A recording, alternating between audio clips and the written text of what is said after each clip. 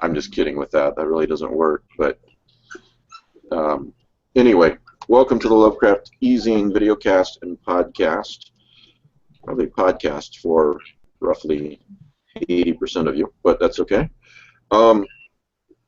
We're glad you're listening. Today is August the 14th, 2016, and our special guest today is Mike Griffin, author of, let me hold this up, The Lure of Devouring Light, and this is a collection put out by Word Horde recently.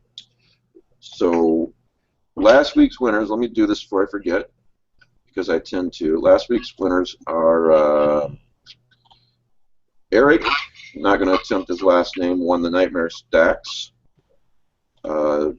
Jonathan Lowe won Hunter of the Dark. I'll let Will Severin know that.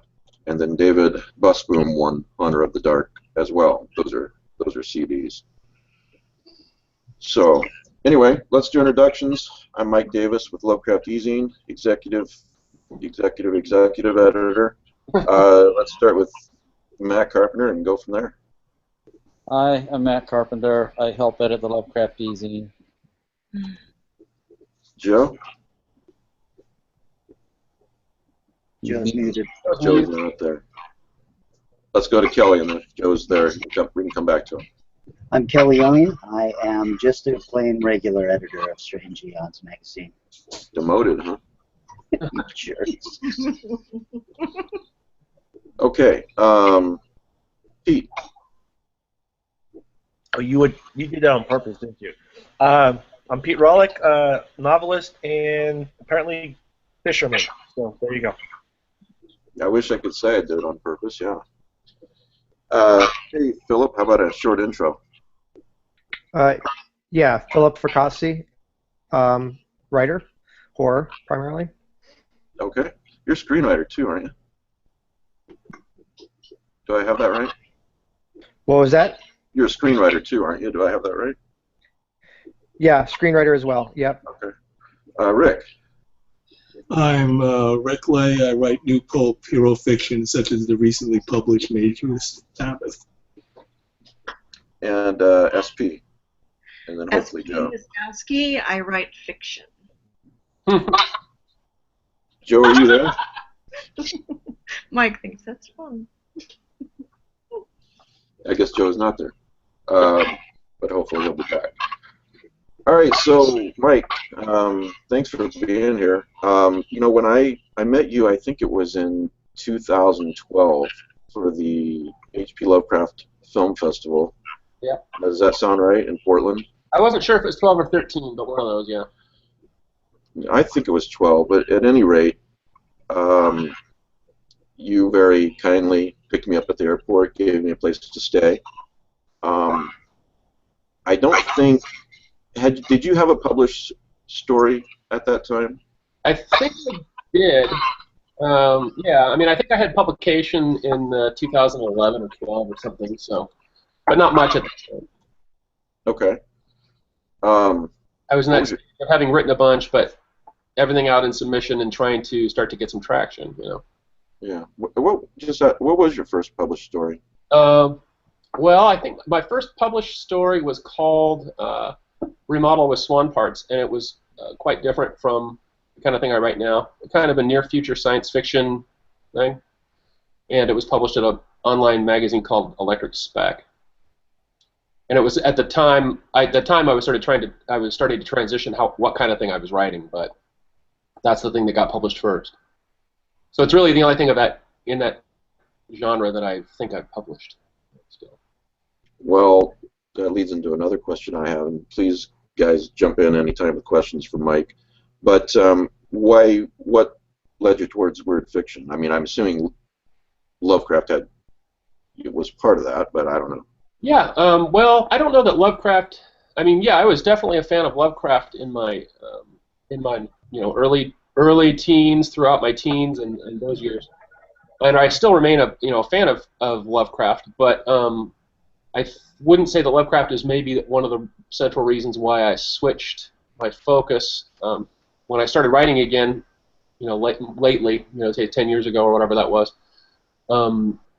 I started out doing science fiction and stuff like that, and just, I think really what inspired me was that I found myself reading more and more stuff like, Laird Barron, Caitlin Kiernan, a handful of Legati, people like that, and sort of reminded myself that, if you're enjoying reading this stuff and it's where you find your imagination heading, you want to write what you want to write, So I allowed myself to just sort of shift and redirect. And I'm glad I did. I feel like it's a really strong and thriving scene, and there's a lot of great writing going on, more than in a lot of other genres. So is that how you see this book, Lure of Devouring Light, as if you gave someone the short version of it, would you say this is weird fiction? Would you say general horror? What would your response be? Yeah, it's always hard to draw those boundaries, Yeah. For some people, it's clearly horror. It's quiet horror. It's not monster or violent horror for the most part. Doesn't have a lot of your typical monster tropes and not a lot of blood and violence. But it's got a lot of psychological unease and the quieter side of horror, that kind of thing.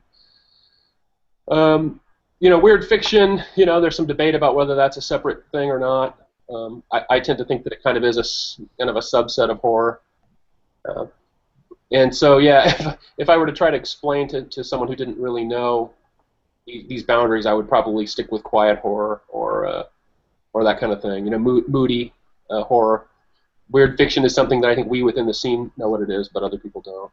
Right. So, in other words, in your mind, it's quiet horror and weird fiction if you're talking to someone in the genre. Yeah, and you can make an argument for some of it being dark fantasy, kind of creepy psychological dark fantasy too. It depends on where you want to, what you want your terminology to mean. It all kind of boils down to marketing anyway, right? That's a big reason why we label it. Yeah, and no matter which one you go with, you'll find some people who will say, if you say it's horror, you'll find some people saying this isn't scary enough. If you define it as weird fantasy, a lot of people will say, well, it's very mundane. The real world it's mostly real world stuff. It's not alternate world stuff for the most part. So you can always find, no matter how you categorize it, you'll find some people who will object to that and say it's not quite that. They'll be dissatisfied. Well, given that you were reading a lot of weird fiction, and this, if I'm hearing you right, inspired you to go in this direction with your writing. Mm-hmm. What does that term mean to you? The term weird fiction. What does that mean? If someone were to come, you're talking to someone about horror or your book, and then you get into more of an in-depth conversation, someone not in the community, and they say, oh, and you mention that term, and they say to you, well, I really want to know, what is weird fiction exactly? What would your response be? If I think about those writers that mean the most to me, they mostly are characterized by, they write stories which really resemble realistic fiction, straight realistic fiction, through most of it, and there tends to be kind of a disintegrating or a falling apart or a kind of a shift in how things look and seem psychologically or externally throughout the story. So they begin in a pretty realistic mode, but then they move into disorientation and impossibility and that kind of thing. And so the writers that I admire the most are the ones who could, if they wanted to, could very easily write very straight narrative stories without the weird element, and they would be very successful at it. You could take the ghost out, or you could take the haunting out, or you could take the spirit or the wendigo out, and whatever, and it would still be a really good. They'd still be very good at the character aspect of it in the plot. Well, I enjoyed the book. I think maybe my favorite story was Arches and sorry, what was the rest of that? Arches and Pillars, yeah. Arches and Pillars, yeah. And I won't say why because I don't want to spoil the story, but I did really enjoy that. And yeah. I'm sure part of it had to do with you had a really great line in there, by the way, that I really admired about autumn. And you know how I feel about autumn, so right. I should, in a perfect world, I would actually be prepared, but here it is, I think. Yeah. At the beginning, when he's walking around waiting to meet the girl. Yeah. Well, here it is. She watches me as she speaks, not the scene, which we both which we both know well enough to describe with eyes closed. So here's the part that I really like. A row of barren trees fade into mist. Fallen leaves glisten. A rain-damp blanket like a decaying golden snow of autumn. So. Yeah, well, that's I guess I feel like every story, that scene is not necessarily central to the plot, but in good stories, in stories, you try to find good spots where there could be you can evoke for the reader something that they'll picture, and it can make it seem more realistic or make it seem more like life to the reader. Yeah. That's what I'd say. Because really, the scene you described, it's one that sticks in my mind too. But in the end, you could describe a different scene in the story would probably move the same direction. So it's sort of gratuitous description, I guess. What let in? Again, guys, I know SP has some questions, so feel free to jump in anytime, guys. But another question for you is, how did this particular collection start? What was the genesis of this collection? I mean, you're out there, you're writing short stories, and then this happens. Yeah, well, I guess usually for your first collection, I hear writers always say, I was just writing stories. I might have daydreamed about having a collection someday, but I wasn't specifically working toward it, really. And I think it was around the time that at the Lovecraft Film Festival that Scott Nicolay had announced his coming out, and I knew that Scott was somewhat ahead of me, having more stuff published, and hearing him talk about it and discuss with his publisher who was there, and then also Joe Pulver was there, and you Scott figured if these guys could do it, you certainly can. Yeah. I mean, you're way more talented Yeah. than both of them. No, honestly, I was still in the mode of I would like that to happen someday, but I probably pictured it being more further in the future, and Yeah. Scott and Joe both sort of said, well, just start planning toward it, even if you're not ready. And then really from that time is when Joe started really persisting and reminding me and pushing me to, to try to make it happen sooner, as soon as I had enough good work to try to work toward that. So then, in subsequent, yeah, go ahead. I'm sorry. Go ahead. Yeah, in subsequent meetings with Joe, and when he was here again the following year, he really started to get me to think specifically about, who would I want to publish it, what kind of cover would I want it to have, what stories of mine would I include, and which ones wouldn't I, a lot of things like that. Who would write an introduction? So well before there was a collection to submit, he got me thinking toward it, and that helped quite a bit to think of myself that way, even while I was still writing a lot of the stories that were going to appear in the book. Well, speaking of Joe, I know his computer's been on the outs lately, and we lost him last week, so maybe I should let Joe ask you a couple of questions here or comment in case he does get kicked out again, and that way he's had the opportunity. Are you there? Okay. Well, it's working at the moment. Good. How long it'll last is anybody's guess. First off is I'm really excited how well it's doing, especially critically. Yeah. But I never doubted that right from the get-go. Yeah, you were saying these boosting things even when I thought you were just full of crap. Well, I am full of crap, but not about the work. I don't pussyfoot around about the work. It's too damn important. Yeah. It's either good or you bring your A game, or it's C+, or rewrite that one after you gut it completely. Right. Like keep the first sentence. It was a great pleasure for me to watch the book being built and come to life, to watch you add to it and think about it and watch you actually build it. Because right from the beginning, when you submitted the Grim Scribes, I knew you had the stuff, and I liked what was there. We know I wanted you to remove the cork from your rear end. Well, you know, you're an important managerial businessman, and it was a little stiff in the beginning, you know. Lighten up. You've been in a bar. Yeah. You know, Georgie goes, fuck you. It's not like, oh, excuse me, would you go screw yourself? I mean, maybe that happens in some club, but I don't frequent those. I don't know. Anyone who wears red pants, I don't know. Well, the red buttoned pants up thing, you can. you know, I figured 80s kid, Duran, musician, you know, closet weirdo, the golf style coloring of his attire, which he could claim was attributed to, you know, cool 80s bands like Japan and stuff. I figured maybe that would enter in on some marketing level, but you know, at least it wasn't sleep pants. No, I don't wear pajama pants to conventions. That's true. Yeah, no. In public, Jesus. that's just a little. Who would do that?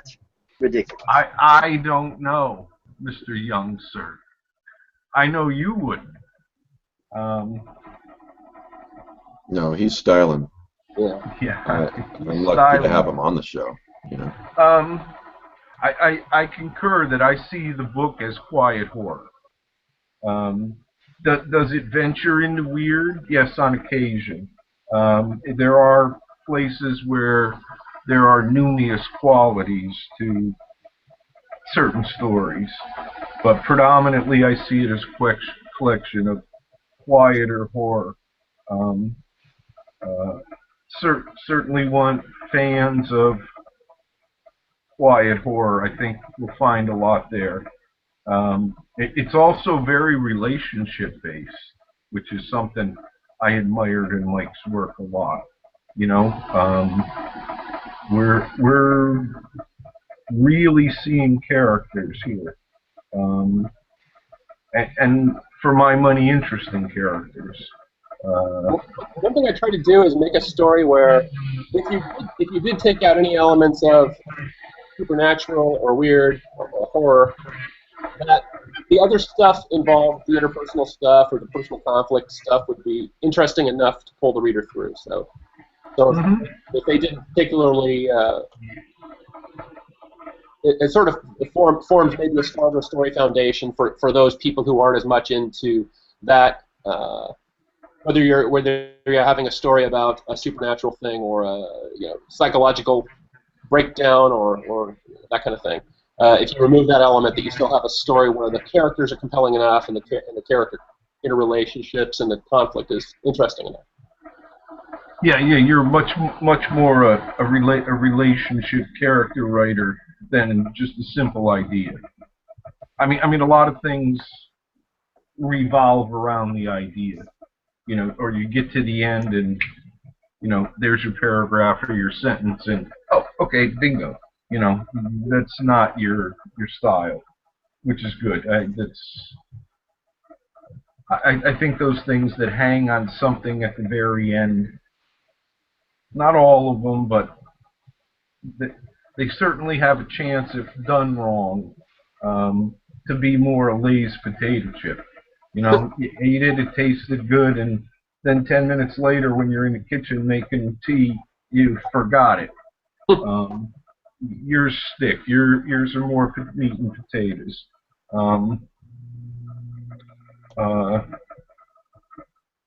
Mostly because we haven't Skyped in a while, I want to know what the hell you're doing now.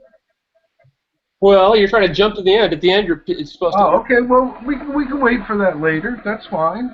I don't mind talking about it. I mean, I have another finished. I have a novel finished that's out on submission, a short novel.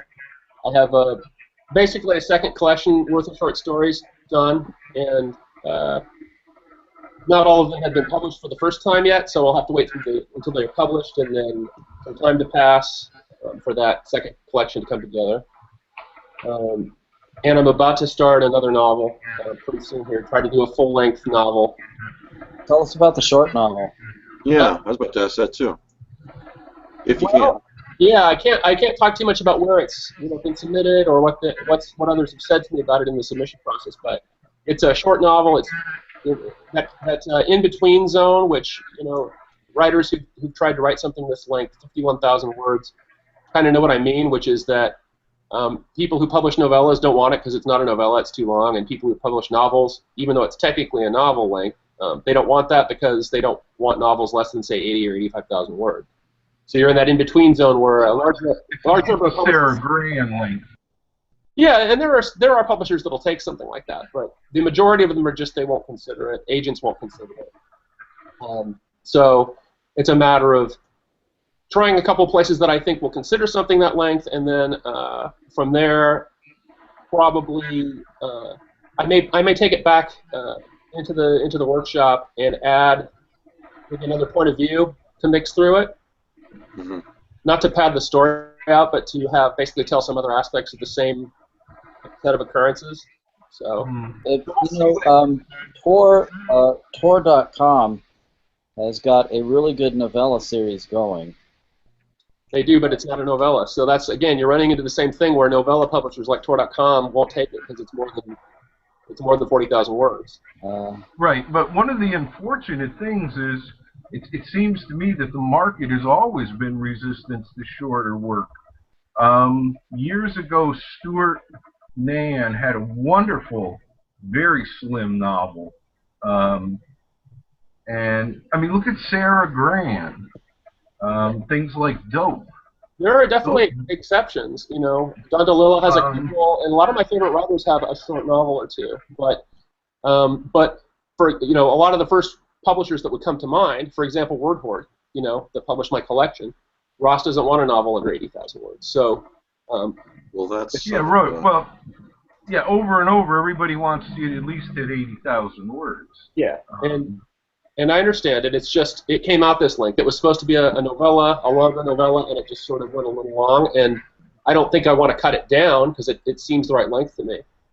Can you talk about the subject matter at all? Or yeah, well, a little superficially, I could. It's basically a story of a guy who married young and stayed with one woman until basically early middle age, and very suddenly, unexpectedly, she left him, and so he finds himself, I don't know, remember what age he is in the book, 45-ish or something like that, and suddenly has never dated, has never really tried to go out into the world and have pals. He's just been married. So he ends up living with this coworker who's much younger and who's kind of a partier and a ladies' man. And he's renting a room in this guy's houseboat in a very young bachelor kind of lifestyle that doesn't really feel comfortable to him. And the young roommate is sort of trying to persuade him to go out and have fun and get laid and just party. And he sort of tries, but it's very difficult for him. And he's really mentally strained and really having a hard time getting through each day. And so the young roommate convinces him to go fishing, that it would be good for him to get outdoors more. And so they go fishing and have this outing that he actually finds unexpectedly kind of rejuvenating and interesting. And on the way back, he's passing a small little shed or lean-to of a small house, and there's a woman outside, and he becomes really fascinated with why this woman, this sort of clean, well-dressed looking woman, would be out in the middle of this forest by this river in this little house. And so he starts thinking about her a lot and wants to go back and see if he can find a way to talk to her. So the story starts from him kind of in a process of breaking down and trying to find a way forward and redirect suddenly. So you and John Langan are going to be the torchbearers for the fishing horror scene that's going to erupt here shortly. My story has less fishing in it than John's does, let's just say that. Well, that's because John's a better fisherman than you are. I don't think he is. I think John borrowed all the fishing stuff in the book from his son. I think. Well, of course John stole it from his kids. Secondhand.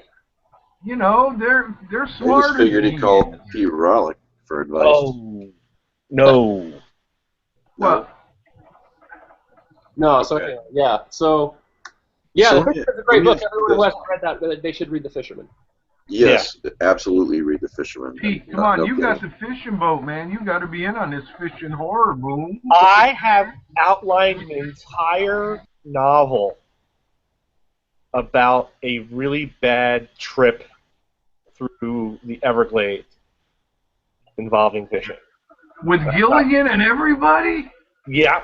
It was only a 3-hour tour. It was only a 3-hour tour. Yeah. But, So let me ask you this, Mike. On this subject of novels and novellas, you mentioned another point of view. I'm not sure if you meant specifically. I notice some novels these days, a couple Charlie Parker novels, and many others, I'm sure, that I've read, are mainly in the first person, but then there'll be some omniscient third-person chapters. Well, so yes. So regardless of whether it's first person or third person, I mean, how many point of view characters do you have? So most novels have one point of view character that you follow through the whole thing, and if something doesn't happen within their view or hearing, it doesn't happen. And then you have books like, say, Game of Thrones, where you have, a scene from the point of view of Cersei and a scene from the point of view of Arya, and it's broken up and jumps from point of view because it's the only way of covering such a large story. And so what I'm talking about would be something in between, kind of, where you have, instead of the story following very closely the perspective of this one guy, it might for half or a third of the book jump to the perspective of what's happening with a different person. So you would see things that are not really touched on in the novel as it stands now, that might lend a different feel to it. Yeah. SP, I know you had some questions, I believe. Oh, well. Or did you? I don't mean to put you on the spot. Yeah, I do. Yeah, I do. I just wanted to comment on something that Joe said, though. One of the great things, one of the fascinating things about a lot of these stories in The Lure of Devouring Light, that it's not just that Mike portrays relationships. The two partners very often in the stories are both central to what's going on. And it's kind of unusual. I mean, you sometimes see a protagonist, and the protagonist is responding to the strange things going on around him. And then he also has relationships going on. But the relationships are kind of peripheral. And the fascinating thing with these stories, Mike, is that you have created this inner world and outer world so that it's a very complex system. The natural world reflects upon the psychological states of these two individuals who are responding to one another and sort of reflect one another, and the changes that they go through are very complex because you don't have just one person responding to what's going on around them. So I appreciate that. I don't know if you want to talk about that anymore, but I think that that's where you get a lot of this echoing effect and this deep resonance that you get with these stories, because there's so much more going on than one individual responding to something bizarre, like their world is crumbling. But really, it's the interaction between the two central individuals and how they both respond, and respond the same or differently, and respond to one another, that makes it so rich. Right.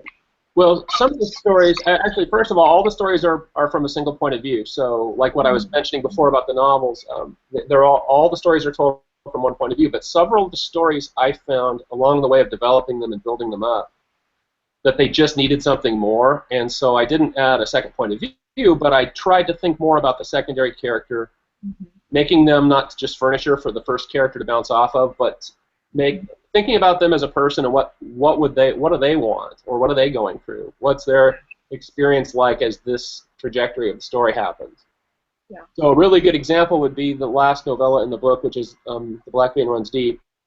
And because it's longer, I had more time to think about the female character and make her more active in what's going on. And in fact, in a lot of ways, she drives the plot forward, and a lot of what they're out running around doing is really for her, what she's motivated to do, trying to accomplish her project. And the man is sort of following her around. And so not only that, but also then once strange things start to happen, to give some more thought to, as they break down a little, they they experience some trouble, and they get fearful because some violence happening near them. And first, his guard breaks down enough for him to be honest with her about some of his past and his things that are bothering him. And after that, she actually does the same later. So although the story remains from his point of view, it really pays a lot of time and attention to her experience and what she's going through, what she wants, and where she's been. So short of giving the story 2 points of view and breaking and doing a chapter from her point of view, let's say, this is as close to that as you can get, where there's almost 2 main characters in the story. Yeah, I like this very much in Diamond Dust as well, where you have the wife is, she's working on this sculpture, and there's a structure going on at the man's workplace, and he's trying to understand the changes in the structure, and the two are related in strange ways. Right. So yeah, part of it is that I just view the central relationships as important, and in order to make a relationship, I think, in order to make it compelling, it should have a real person on the other side, rather than just be. I don't think it makes sense to try to draw a realistic or compelling relationship and have only the first person or the narrator have personhood, and the other person should have some depth, or they should surprise you once in a while, or that kind of thing. Yeah. The other thing that I was interested in, that I just wanted you to talk a little bit about, was your view of nature in these stories, because it sort of reminds me a little bit of Carl Edward Wagner and also Herzog a little bit.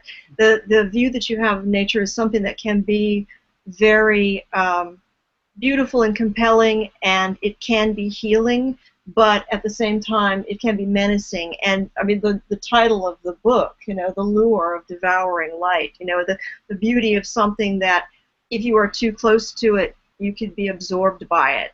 I think, how much do you think about that while you're writing, and how much of it emerges from the writing, this view of nature as something that can be illuminating and also destructive? Right. Well, part of the nature element in the stories is just my own personal interest in getting out in nature and hiking and biking and kayaking and beach walking and all that stuff. It says recreation, and then finding it stimulating for suggesting places to write, and also, maybe recently, maybe it sort of corresponded with me reading a lot of Blackwood and Machen and a lot of nature as kind of a dual force, like this beautiful, inspiring thing, and also this menacing thing where maybe there's frightening secrets, lurking out in the trees. Maybe these things all sort of fed into it. So I don't think I ever consciously said I need to start to become this writer who, who uses nature as a character, or as a, as an antagonist, or as an ideal to strive to be in. But probably Far From Streets, the second novella, or it's earlier in the book, but it's the second longest novella, is the one where I really focused on the nature as a really central part of the story, and the nature was something that really the main character really fantasized about disappearing into, and but believed everything would be perfect if he could. But I think even from the beginning of the story, there's a sense that there's really something menacing out there, and if you've lived in the suburbs or in the city your whole life, that being in true wildness is scary, and you're not really prepared for what might be out there. The lack of boundaries is suddenly terrifying. Right. And he wants so badly to be out there that he sort of tries to convince his wife that it would be okay. But there's bad stuff happening from pretty early on. That's a pretty long-suffering wife, I was thinking when I read the story, too. Yeah, maybe. I don't know. If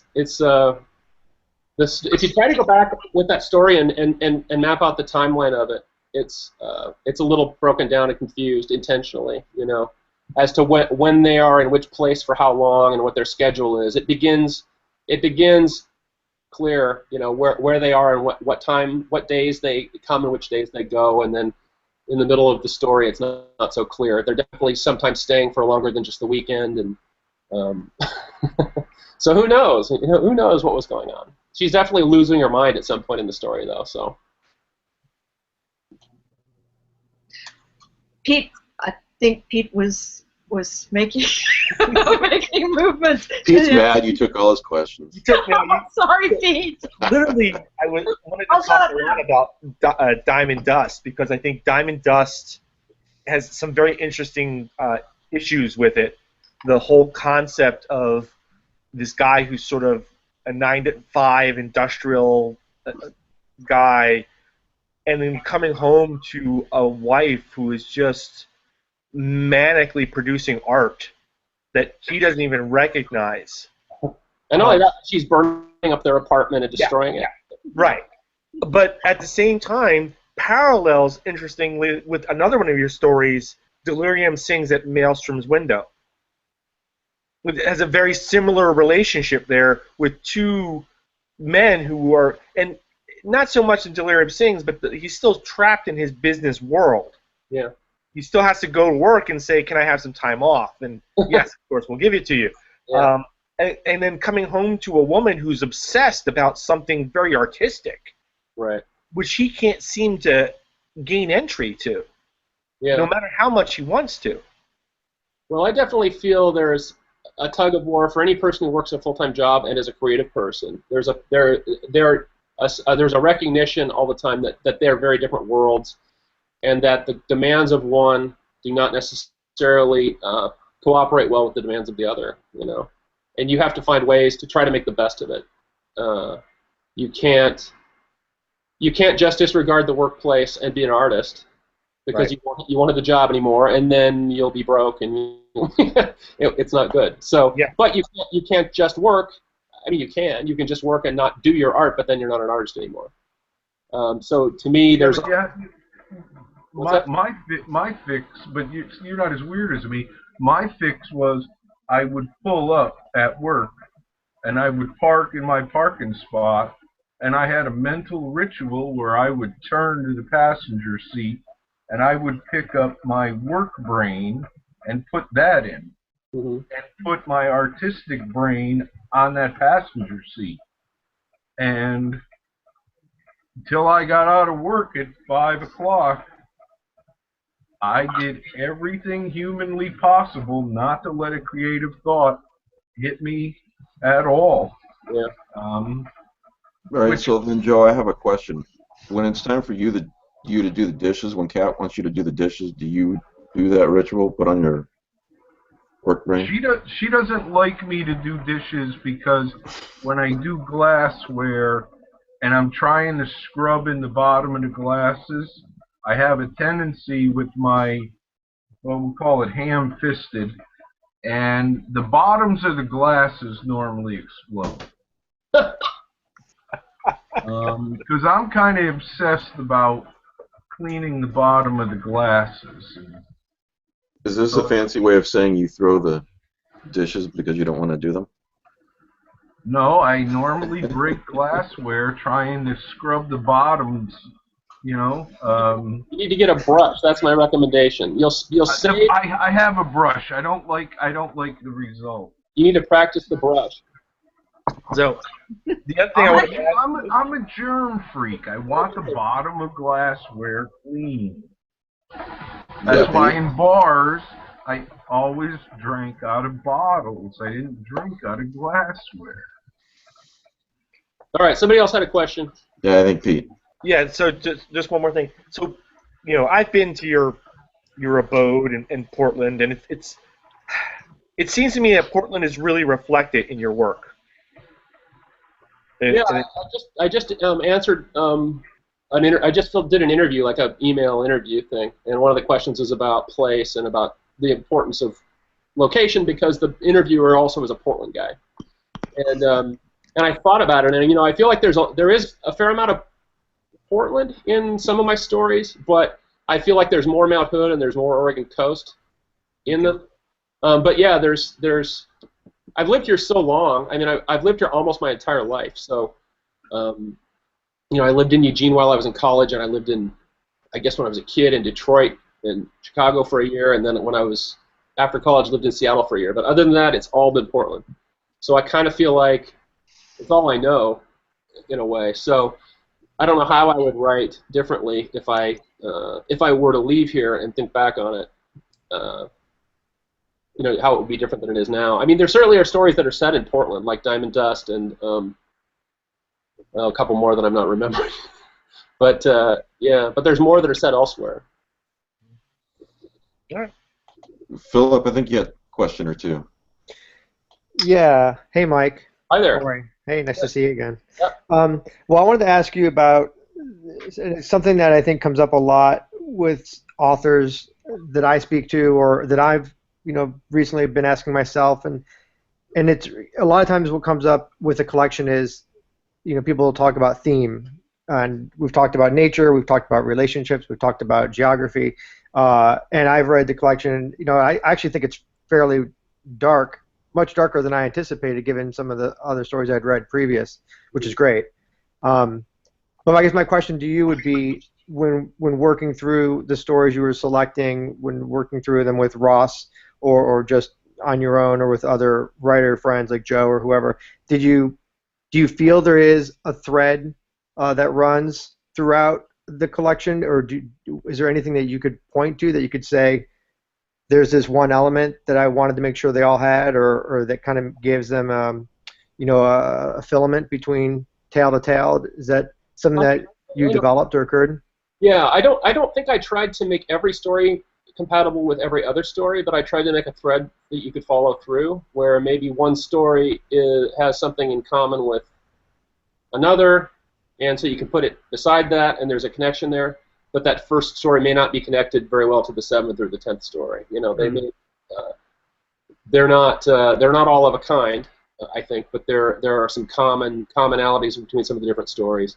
I've written some other stories that I really liked that just didn't end up going in the book too, and because I just couldn't quite think, what does this fit with? How is this connected to the others? And it just didn't seem to make sense, even though I liked the story.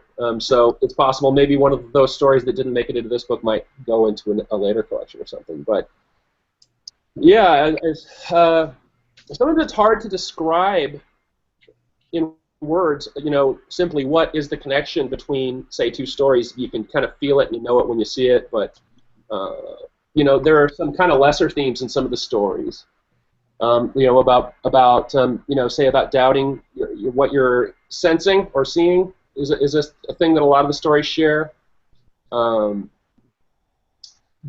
nature is one that goes between a lot of the stories. I think pretty much every story has a strong element of relationships in it, or if not a intact relationship, then sort of an aftermath of a relationship. So there's a lot of those, but then there are some kind of lesser things. There are some instances of bodily deterioration, or suddenly discovering that something's wrong with your body, that kind of thing. So some of those like I said, lesser themes or lesser kind of elements that that connect one to the other. There's drugs and alcohol in a lot of the stories, and, so that, there are little pieces that make one story sort of fit with another, maybe. Well, you have to write what you know. Yeah. Drugs and alcohol. Yeah. So I don't know if that answered your question. If not, you can redirect me. No, it did, and I think also what I sense that I got from the collection as well is that they tonally seemed very consistent, which I thought in itself is a link, versus a lot of very dramatic horror. Very, Night Script, the anthology Night Script is an example where, that I can just off the top of my head, where there's a very consistent, aside from maybe one story, there's a consistent tone. Which is hard to do as especially in an anthology, but with a collection it's also hard because you have stories that vary in degree as to the amount of horror, the amount of reality versus suspension of disbelief. So it seemed to me very consistent, and I was wondering if that was something that you took into consideration. Yeah, I felt like they needed to have a certain amount of attraction to each other. The one I was trying to think, there was one story that was the one that I was last to decide really was for sure going to go in the book, which is the Book of Shattered Mornings. Mm-hmm. Not because I didn't like it or didn't think it was up to the quality level that it needed to be, but because I wasn't positive that it fit, and I just kind of I had to live with that one for a while and read it a few more times, and because it does seem different. It's got more fantastic elements and some sort of fable-like qualities to it, fairy tale feel to it, mythology. In the end, I feel like I'm glad I put it in the book, but that was the one that I was not sure wasn't just different enough, that it might not go. Right. Anything else, Philip? No, sir. Rick, I think you had some questions. Yeah.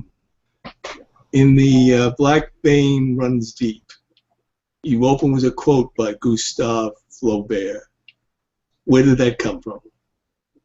I always kind of have, for a long time, since I was in college, have sort of gathered quotes on little tabs of paper, or now that I have Evernote, I type them into Evernote, and they always kind of. Sometimes I end up writing them on a piece of paper and putting it on the wall, and it becomes a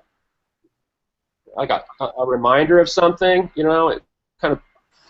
It conveys a kind of truth to you that you need to remember for a while, maybe. And then sometimes they are at the forefront of my mind for a while, and then they go away. I file them away. That was just one that I kind of came back to, I guess, and seemed to fit the story. The story is about, it's about nature, it's about relationship, but it's also about trying to make something up new, trying to start over and kind of just design your own new life. And yeah, I think there were a few were there not a few epigrams at the beginning of that one? I'll have to go back, flip through here really quick and see, but it's long. I can't find the beginning. No, that's the one that only had one. Okay, yeah. So yeah, and so actually, I feel like that quote is one that, to me, also resonates a little with the title of the book. So that's something I thought a lot about in the book, which was I don't really so much like the idea of dark stuff and menacing stuff being purely dark and purely menacing. It's not that interesting to me to have just bad monsters that are just bad. I'm more interested in people being drawn to something that is maybe bad for them, as an end result, but that has attractive qualities or things that you desire about it. So the title story, The Lure of Devouring Light, it's really about a young woman who wants to achieve a certain artistic standing and to have a certain musical lifestyle, and she wants to achieve stardom along the lines of what this man has achieved himself, and yet he's terrible. And she wonders if this egotism and self-centeredness and disregard for other people's feelings and for the real world is not really what made him so great, and that might be the cost of her becoming that, would be to basically become kind of a monster like him and just disregard other people's feelings and not worry about damaging those around her. So that's that kind of fits with the same idea as the Flaubert quote that you mentioned, which was about being attracted to something at the same time that it's menacing or could kill you. You have you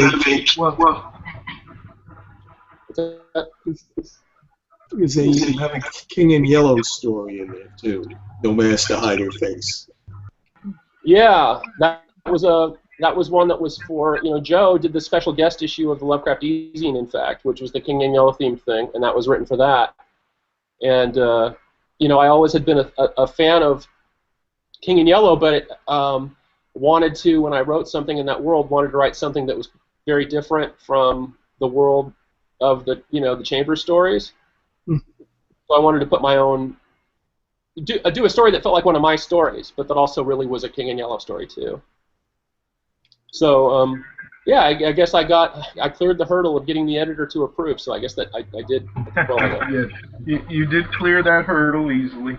All right, you were just talking about a story that I really love, and a lot of people may not be aware that you're also a musician and own a record label. And music is quintessential to me. When I'm writing, what I'm writing, how I'm writing it. So can you speak to how you bring the musician Mike Griffin into the writer, or how much of it you do? How does it affect you? Yeah, well, I really would say that for most stories that I write, I'm not really the music creating frame of mind doesn't come into play that much. But maybe because I'm always listening to music, and because I always listen to music when I write, and I also always listen to music when I'm sort of brainstorming a story, and I listen to very different things at those times than I do when I'm actually writing.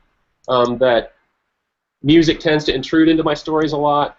A lot of times, if there's a piece of music mentioned in a story, it's because I may have been listening to that while I wrote it, or sometimes I knew that I was going to mention, say, a certain artist like Arvo Part or whatever in the story, so I would make it part of a playlist that I would listen to while I wrote. So they kind of feed back on each other. I think that the way that I made music when I have made music in the past is sort of similar to how I write, which is that I tend to work in layers. I tend to start with a simple layer of something that by itself would not sound like music and add to it, and then listen to what I have and add something more until it sort of accretes these layers that act upon each other. And I think that's how I write. I start with a really simple sort of a plot summary, almost like a synopsis, and then I write through it, and it becomes less this happened and this happened and this happened with some dialogue sprinkled in, and becomes more descriptive, and the details become more important, the atmosphere, and then particularly the most important thing is the psychological state of the character, because a really effective story is when you are feeling what the character's feeling. You feel like it's happening to you. You don't just know that they're scared, but you feel scared. So. Yeah, felt is quintessential, I think. Yeah. So in that sense, that's the similarity that I feel, is that even though music is one thing and writing is a different thing, I do approach them the same way, which is to take several passes through, and each pass sort of adds things and builds layers up, so the shape changes. Some parts become much more ornate and detailed, and other parts are smoothed and stretched. Some things maybe that weren't really working anymore get taken out. I can't really, I could never write a good story in one pass. I know some people can, but that's just not how I do it. Harlan Ellison said something one time about if you can't do it in one pass, I'm paraphrasing, then he was talking about computers versus typewriters. So he's basically saying if you can't do it in one pass on a typewriter, maybe you shouldn't be a writer. And really talented guy, but I gotta strongly disagree with that one. Yeah. Well, maybe there are a handful of people, and have been a handful of people. Oh, I'm sure there are, but it doesn't mean you shouldn't. Who can do that if you can't. But the average writer doesn't and can't.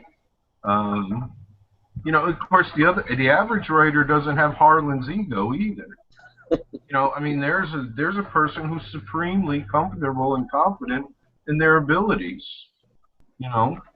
With more power to them. I wish he'd let me borrow a couple percent. Maybe the rest of us are struggling and screaming at every goddamn word. Hey, Kelly, I think you had a question as well. Yeah. Hey, Mike. Kelly Young, executive editor of Strange Eons Magazine. For Christ's sake. Quite a magazine.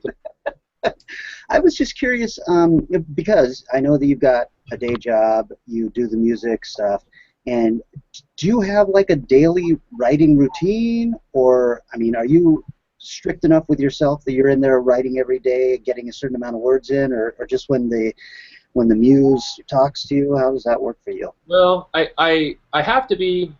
The one thing that I'm definitely militant about is that I write all day on Sundays. So this is, for me, I knew this was going to come up. Yeah, this is why I brought it up, is because while we were all drinking heavily at the convention, Mike was like, "Oh, I'll talk to you guys later. I got to write." No, so I mean, there are very few things that I allow to sort of break that routine, because I find that if you don't stick to it and act kind of rigid about it, that you'll never do it. Other than that, the writing is I do recognize the importance of not just writing on Sunday, though. So at the times when I've tried to only write on Sundays, I've found that because I haven't written in a week, when I sit down, that I'm not very productive. I need to keep the story in mind throughout the week, which means I need to work at least a few times, preferably 3 or 4 times throughout the week. I would write for an hour or more, whether it's right after work, or sometimes I write on the treadmill, like exercise, where I walk on the treadmill and I write.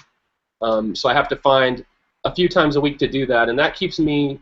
It's not so much that I produce a whole ton of writing during that hour, but it's some, and it adds to the pile. And it also, the most important thing is that it keeps me in the mind of the story, so that when I start Sunday, I'm in it. I know what I'm doing. I know where I left off.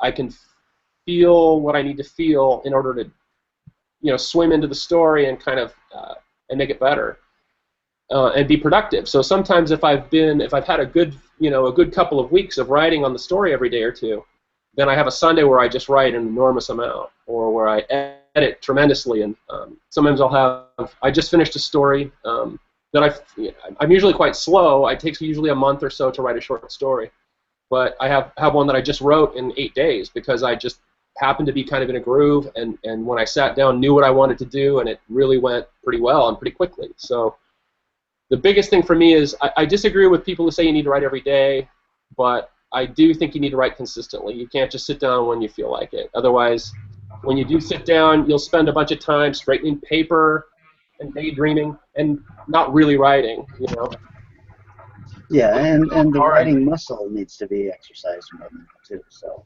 What's that? Okay, you just used the word piece of paper, Mike. Yeah. I hate to be anywhere without some kind of notebook and a pen. Cisco always has got his moleskin and a pen. I've pulled mine out and scrawled notes. I've seen him do it a million times.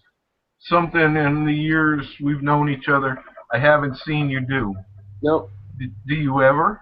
No, because I have a thing on my phone called Dropbox, which is it's a voice recorder that when I hit a button and I talk for whatever 30 seconds or 10 minutes, and I say note to self, remember to do the story about the peanut butter sandwiches, and I and it saves an MP3 file into my Dropbox so that when I get home I can type it up. It's slick because it works wherever I am, and so that's why I don't scratch. And you're techie and I'm a dinosaur. Yeah. No, it's just easy because I always have my phone with me. I'm glad to hear that someone else besides me uses Evernote for those ideas and writing too. Yeah, Evernote is really super important, not just because it stores, digitally stores your stuff and lets you access it from more than one place, but because of the tagging. I find really, really useful because I save all these partial ideas, character notes, sometimes an image that I'll see of a woman in a certain kind of a dress or something, or a lodge house out in a field on a mountain, and I'll just save it. And I'm not even sure what I'm going to do with it, but it ends up later becoming something that I can find if I'm looking for locations in the mountain or I'm looking for female characters. I can look through these things and say, oh, and that visually triggers something that helps, in my mind, flesh out the story element that needs fleshing out, whether it's a plot point or a location or a character. It helps me get there, gives me that much more of a believable real life detail to pile into the story. Well, I've got a final question for you. Before I get there, I'll keep this brief because I don't want to be too geeky. But on the subject of Evernote, yeah, I'm glad you said that because I've been asking myself, exactly what are the tags for, how are they helpful to me? Because I've got a notebook called Commonplace Book that I put all the notes in, different stories, different ideas, things like that. But I can see what you're saying. The tags are really useful because you can tag something with more than one tag.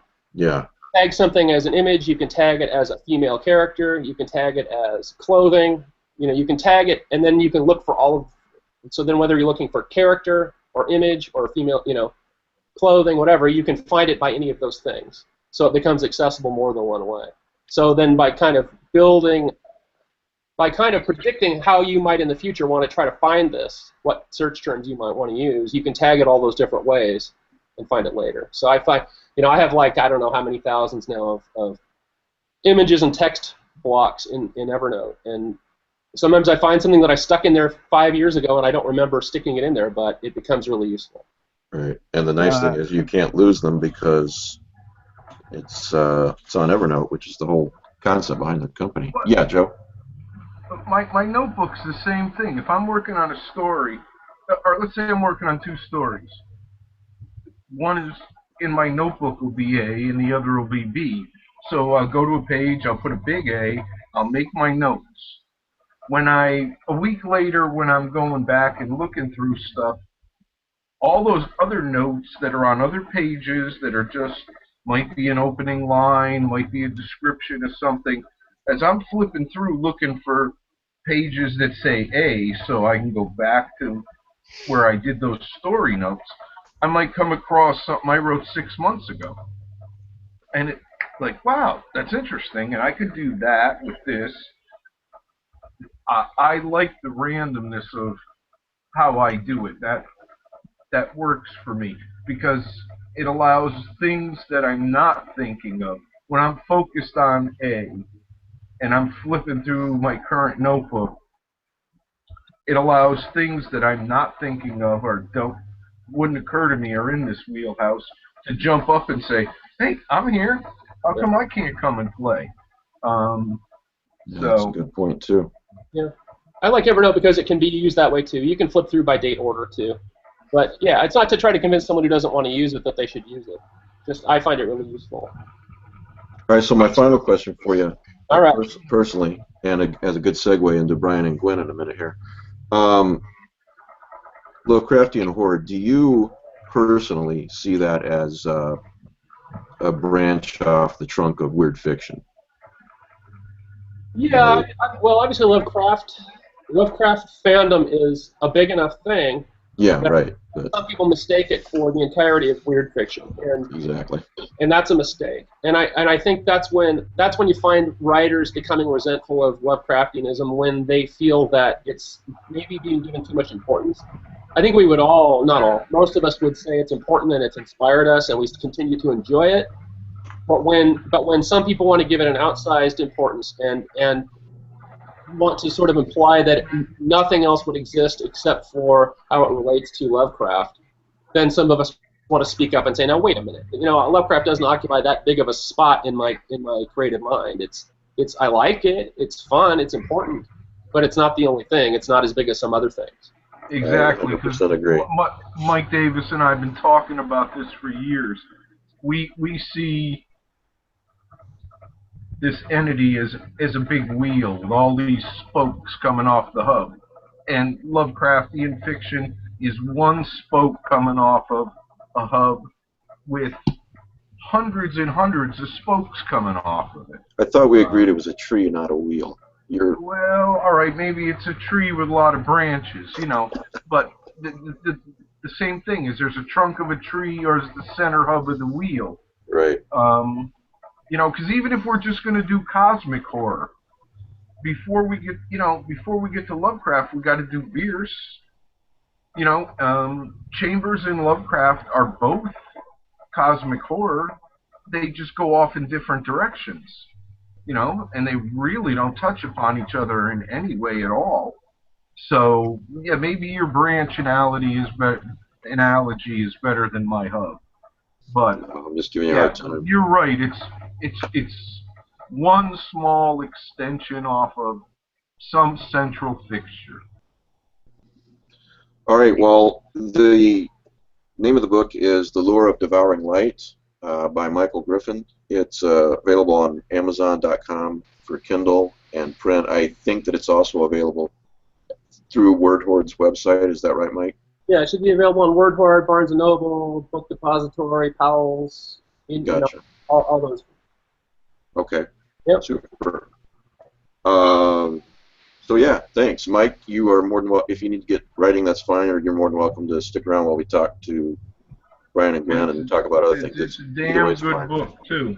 All right, thanks. It is. I enjoyed it. I'll just wait so I can watch what they say.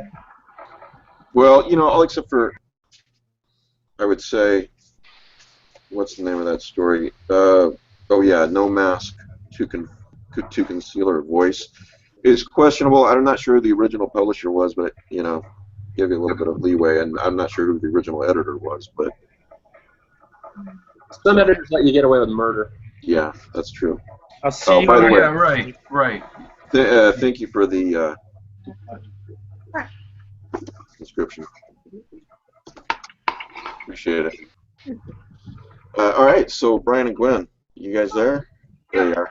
Hi. How's it going? Hey I'm guys. not sure what the limit for Google is and if Niels can make it in or not, but I know that he was since he's been in here, he was really wanting to get you guys in here too. I can So and I'll close out and just watch it later. no, it doesn't matter. I'm not even sure if that's the issue. So feel free to stay. So anyway, you got the Lovecraft Film Festival coming up in Providence starting next Friday, and I guess take it from there and explain to the audience what's going on with both film festivals. Well, I think before we get into that, I just wanted to make one point, which is that I think you're both right about the wheel and the tree. I think it just depends on whether or not you're a flatlander or you live in 3D space. I think that's True. But yeah, we're doing the first ever H.P. Lovecraft Film Festival in Providence. Now we've been there before to show movies at Necronomicon. But those have always been sort of a little taste of it. But with Niels' help, we're going out there and doing the full thing, but it's a smaller version of the full thing. Yeah, and we're showing some great movies. Have some world premieres.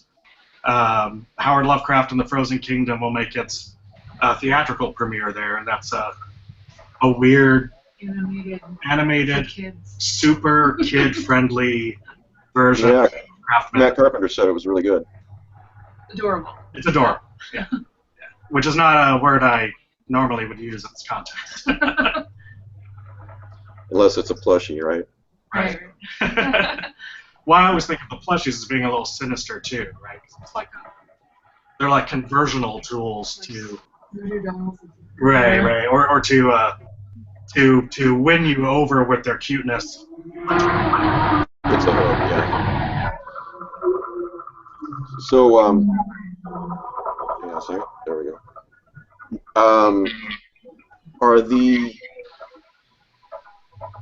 Are both film festivals identical, more or less, when it comes to the movies that are going to be being shown, the Portland one and the Providence one, or is there some variation? There's a little bit of variation. The showing some feature films that we've shown before at the Providence or Portland Festival that we won't be showing at the Portland Festival this year. All the shorts that we're playing in Providence will play in Portland, but we're showing 3 blocks of shorts. We'll have 5 blocks in Portland. So we'll have another 20 or so short films. That's mostly a function of time. Excellent. Yeah, so next Friday is, what's that date? And that's when it starts in Providence. August 19th. August 19th through the 21st, right? Otherwise known as Lovecraft Eve. So just for the record, for the audience, what are the dates for Portland? Portland is October 7th to the 9th. Okay. So what else do you guys want to say about this? I'm not even sure how it differs from previous years and what questions to ask. So whatever you want to monologue. I got on a is great. question. Yeah. Brian, Gwen, you guys got to be exhausted because this thing came together like overnight. Suddenly there was going to be, we were all gearing up for October, and then all of a sudden there's this Providence one happening, which seems like a no-brainer, having a film festival on Lovecraft's birthday in Providence. There's a lot that goes on behind the scenes. So we had been talking to Niels about this since last August, and then talked a little more about it when he was out here in Portland for a conference in January, I think. Yeah. And so we kind of made the plan, but then there was a lot of things that have to happen behind the scenes before we can announce things to the public. We needed to make sure we had a venue. We needed to make sure that everybody else was on board with it, that we have enough ground support in Providence, because it's hard to put on an event in a place where you're not. So people who are like, why don't you have one in Chicago, or why don't you have one in my hometown of whatever, wherever. And it's because, well, we don't live there. We live here. Niels lives in Providence, so that's kind of what made it possible to do this. Just one thing to make it clear is that there's no way we could do this without Niels being involved. and it's not an invasion of Necronomicon Providence's territory. It's a collaboration. In fact, I think it was probably his idea, or he sort of, he was doing with his crew doing Necronomicon every other year, and wanted, I think, to have something for Lovecraft fans every year, but didn't necessarily want to throw Necronomicon every year. Yeah, I was going to say the really nice thing about this is that every August there's going to be an event in Providence now, Lovecraft's hometown. And that's the plan. The plan is we'll go out there in even-numbered years and bring the film, bring the films for that year, and there'll be guests and readings and panels and the usual stuff. This year it's a fairly small event because we've got to start somewhere. But right. With any luck, it'll grow a little bit to. I don't know if it'll ever be as big as the Portland Festival, nor do we want it to. We don't want it to be a Necronomicon replacement. That's not the idea. The idea is to go out there, show some great movies that Lovecraft fans might not otherwise be able to see. Yeah, a little more low key, but something to bring us all together in Lovecraft's town. Mm-hmm. Hang out. Give us an excuse to visit. So what else? Let's look at the standpoint from someone who's never been to this before. Yeah, Kelly, jump in anytime too. But what would you say to that person? What do they need to know about next Friday? What do they need to know about October the 7th in Portland? What should they do? Start planning for? How do they get the tickets? All that kind of mundane stuff that they really need to know. Right. And whatever else you want to talk about. So. Well, tickets are available now for the Providence Film Festival, and you can go to hplfilmfestival.com. From there, it should be pretty easy to find the Providence section, and there's big, super pink Get Tickets buttons that go straight to the ticketing website. Okay. They are right now, because there's two components. We're showing films on Friday and Saturday. And on Sunday, there's going to be panels and author readings and special presentations, including a cool special presentation of the Lovecraft Historical Society's Call of Cthulhu. They're going to do like a live commentary track sort of thing at the Providence Athenaeum. That's pretty cool. Yeah, that'll be a lot of fun. And then there's other stuff happening that's not just films, like John Langan, Laird Barron, and Paul Tremblay are going to be doing readings out there. There's going to be a carb-load for Cthulhu, which is something that we do here in Portland that we're introducing out there, where we'll have like donuts and bagels and coffee and stuff like that to kind of go along with the readings, to sort of make people more comfortable out there. There's vendors. There'll be vendors in the theater, and then on Sunday the vendors will move to the Providence Arcade, which is where most of the daytime Sunday events are happening. And Niels is here. Oh, is he in here? I think so. Hey, Niels. There he is. They were just talking about what a great idea you had to do this in Providence. He said it. He's on record saying it was your idea. So. Really? Oh, come on. I think it's something that Andrew Migliori and I and Gwen and Brian have been talking about for years. So it's pretty nice to actually finally have it coming together after a good bit of planning. So we're looking forward to it. Is the schedule up yet as far as movies? Which ones are playing which night and that kind of thing? Yeah. So yeah, schedule information is all up on the website. And yeah, if you can go to hplfilmfestival.com or hplff.com. If you're super good with letters, you can go to hplff.com/PED and go straight to the Providence section. You can see the schedule and everything there. All the films are listed. All the guests, I think, are listed. Yeah, all the special events are listed. So, Narragansett Brewing Company has come out with several Lovecraftian beers. They're going to be launching their White Ship IPA during the film festival, and they're having an after party for that and for us on Saturday night at a bar called the Dorrance. Is it a bar or bar and restaurant? So that should be fun. Hey, speaking of the schedule, I'm just curious. Could you remind me what's the first film showing in the first block at the first ever H.P. Lovecraft Film Festival in Providence? I think it might be a short film by some weirdos that live in Seattle. Yeah, something called The Package. But I don't know what that is. Could you tell me? Is that? Oh Right. wait, The Package. That's my film. well, you know, and when we're programming films, we really like to sort of start small and then crescendo late in the block. You know, so Save the good ones for the end. better ask people to watch the block. So So we give them an appetizer. yeah, And yeah. then So later on is the main course.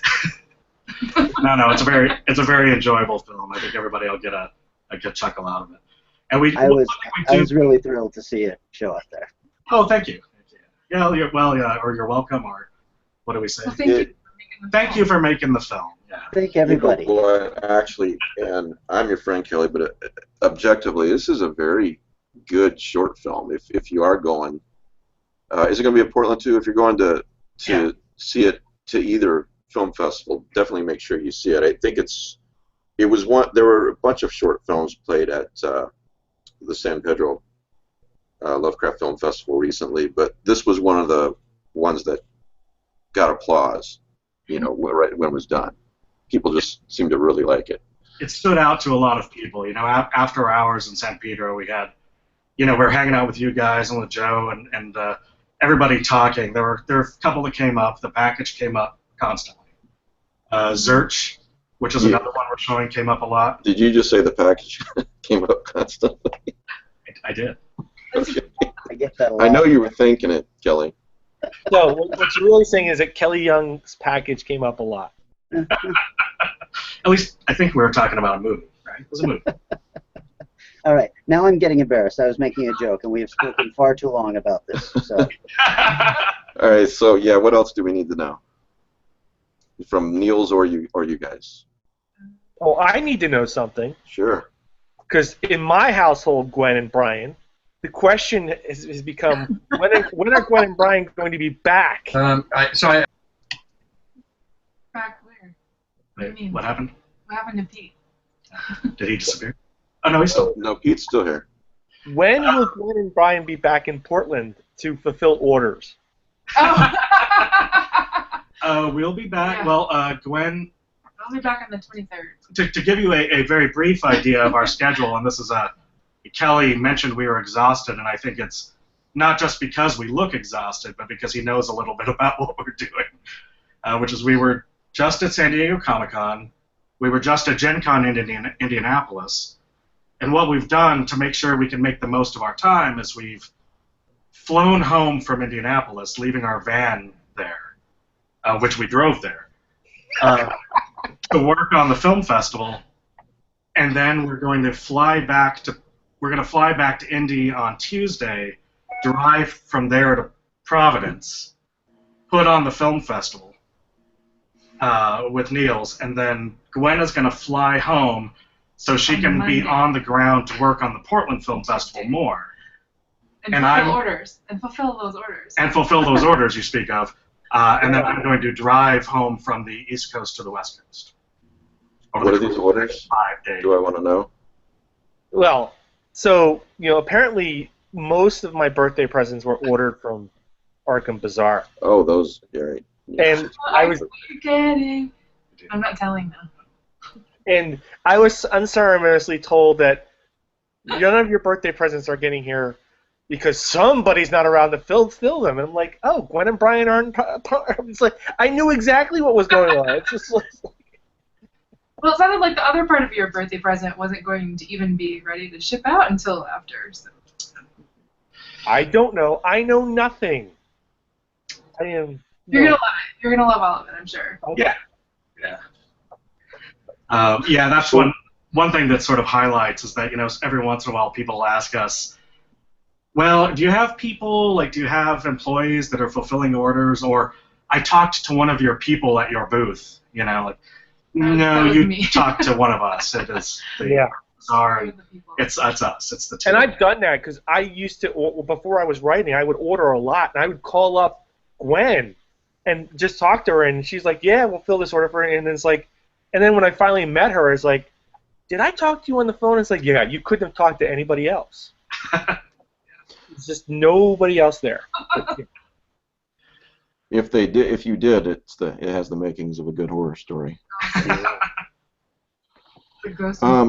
Also, for those who are new to this, you don't have to buy a ticket for the whole weekend. You can buy for each night.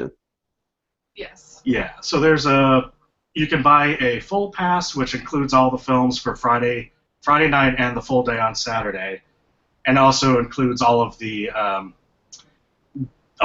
good literary stuff on Sunday, as well as the Call of Cthulhu screening and all that.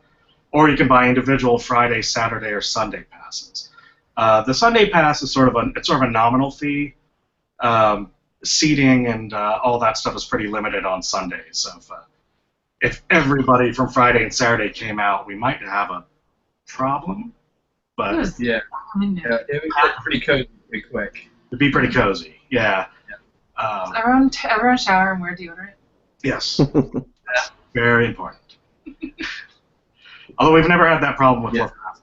They seem to always be. Yeah, I mean, we can I just interject? There's definitely plenty of room. Well, for the time being, there's room at the library for the screenings of the films, but on Sunday, room is definitely going to be at a premium, especially for like the author readings and such. It's in this really nice lounge that we use in the arcade that seats very comfortably, seats a little over 30 people, and we can crowd in a fair bit more in the back, but it's going to get very crowded after that, so that is a ticketed event, just to make sure that at least the people that are actually coming to the festival, that is part of their festival event. Likewise, the same thing for the special screening of the Call of Cthulhu that evening over at the Athenaeum, the Providence Athenaeum. That also is really only for ticket holders. For those few people that can only come on Sunday, there are tickets available in the ticketing, specifically just for Sunday, and I think it's just a nominal $5.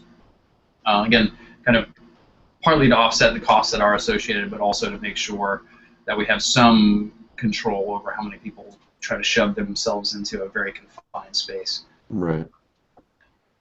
Okay, so before we let you guys go, is there anything else at all that the audience needs to know? They can go, for more information, they can go to hplfilmfestival.com, right? Anything else we need to pass on? Well, you had mentioned, for somebody who's never been to one of these before, and I think one of the questions we get a lot is, oh, you have a Lovecraft Film Festival, so you're going to be showing Reanimator and From Beyond and In the Mouth of Madness. And while we do sometimes show those films, that's really not what this is about. It's about the thriving culture of independent filmmaking that revolves around H.P. Lovecraft and cosmic horror in general. Most of these films you won't have seen anyplace else. You may not see again, although most of them are very, very good films, so it's not unreasonable or unknown for them to end up on collections such as the ones we make, the Best of the H.P. Lovecraft Film Festival DVDs. But they're very, very worthwhile seeing. They're not amateur productions. They're independent films, which means they were made without the studio executives looking over their shoulder and messing everything up. And they tend to have purer Right. ideas, and they tend to veer closer to Lovecraft's mood and atmosphere and stories. And this reminds me, one of the questions that I got earlier today in a message was from someone who wanted to know, well, for those who can't make it, are these going to be shown on YouTube? Well, obviously not, and obviously it depends on the film, but some of them end up on your DVD. You want to talk about that real quick? Yeah, we probably should. So, this just came out. How do you can see that? Fair. And for those who are listening, can you explain what you're holding up? So those are the Best of 2015 and the Classics Volume 1 H.P. Lovecraft Film Festival short film collections.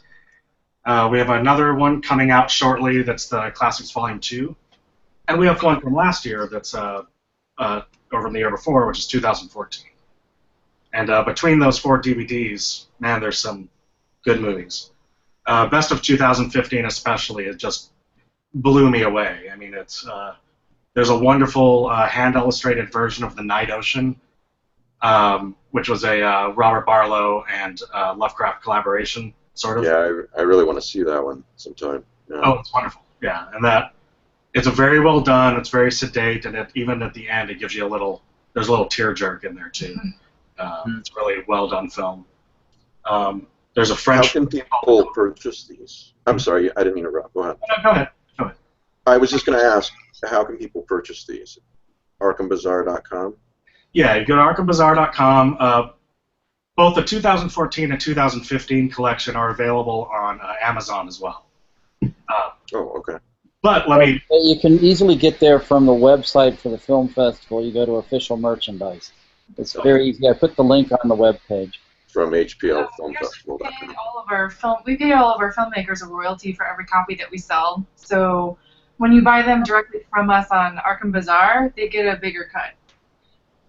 Right. So Amazon does have a number of fees associated with it. So if you have to use Amazon to buy the DVDs. But if you're comfortable going to ArkhamBazaar.com and getting them from us directly, each of the filmmakers gets a bigger cut of they get a bigger royalty out of it. It's very good. That's good to know. All right. We are about to, so we talked a little bit about the Portland Film Festival being October 7th to the 9th, and we've been getting a lot of questions from people about, like, when is your Kickstarter launching? And it's a little late, but we're hoping that it'll launch the next day or two. Yeah, very, very soon, the next day or two. What kind of cool stuff are you giving away to backers? Well, you guys know Joe Browers, right? Mm-hmm. Oh, yeah.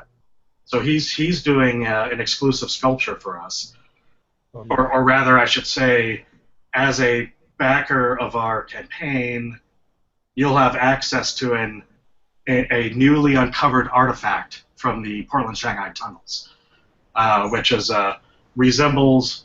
It has a certain Eastern aspect to it, but it largely resembles a winged hound. Say that. Joe Roars is a very, very talented guy. I sell a few of his statues through Lovecraft eZine's website, and yeah, really good stuff. And he's doing. This is not. It's not like anything he's done before. This is a brand new piece that'll kind of play into our little mythology in our Kickstarter this year. We're also going to do a Chinese-style wall scroll featuring Cthulhu, as well as the usual lapel pins, shirts, and stuff like that.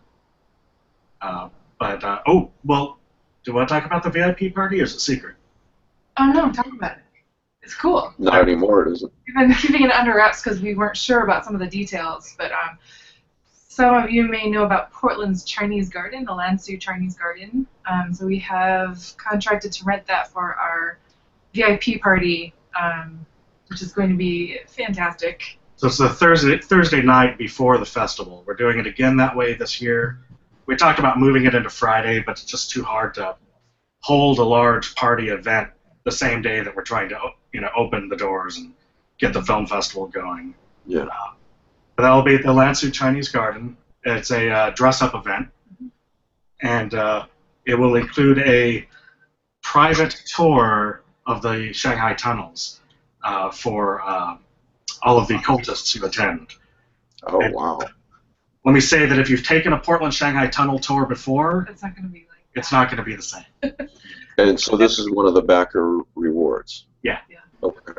And that's going to be in the evenings, right?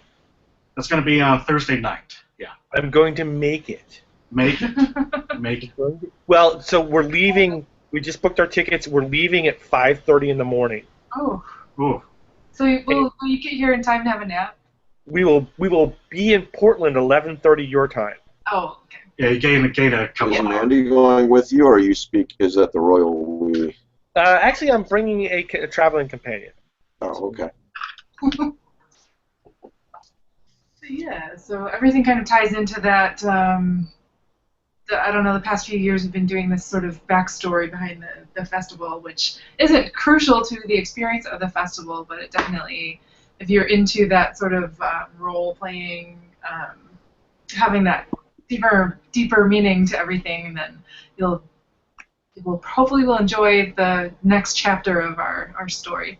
Yes. Which puts the backers back in the role. Last year we let our supporters choose whether or not they wanted to be among the noble explorers or the dastardly cultists. But this year we're putting them back in the role of the cultists. So we'll all be nice and evil again. Okay, so the Kickstarter is starting in the next day or two. If they want to buy tickets for the Providence Film Festival coming up this coming Friday, or the Portland Film Festival, they go to hplfilmfestival.com. Yep. And for those who can't make it and would like to see what you guys have shown in previous years, go to arkhambazaar.com. Yep. So, okay. Well, thanks, guys. Thanks, Niels. Niels, did you have anything else before we go? Or I guess did we cover everything?